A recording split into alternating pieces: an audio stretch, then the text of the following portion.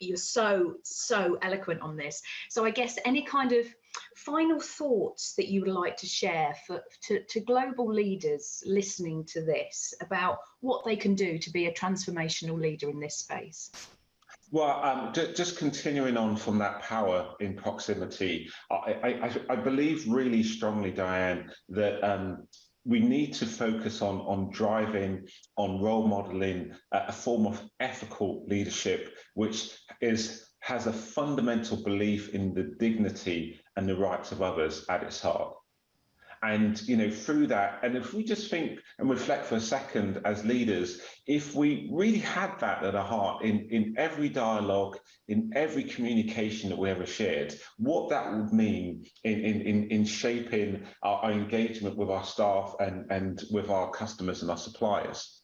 I also believe, in addition to the ethical leadership, that we need to be humble. As leaders, humility is so important. We're all on a journey, we're all learning. We touched on the three C's or the fourth C that you mentioned, Diane, before with COVID, that we're in very, very challenging times. And as leaders, we need to listen, we need to learn, and we need to be prepared to actually say, well, you know what, we've made a mistake, we will do things differently. And the third and final thing for me is about being courageous as leaders.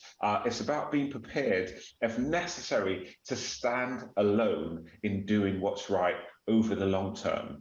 So for us at KPMG, and I know we've talked about this before, Diane, we've been very, very transparent in setting targets for representation. So we've got a target of 15%, and we challenged ourselves in this, and we decided we're going to be courageous. That target shouldn't just be across the whole of the organisation, but specifically in senior leadership. So this means that, when we look at the organisation, when we look at representation of persons with disabilities, we're looking at the partners, the directors, and the senior leaders in our organisation, and we're ensuring that we are being bold, being courageous, in doing all that we can to drive, proper diversity and proper inclusion across our firm. So what I would say is ethical leadership with humility, but with courage at its heart, is incredibly important.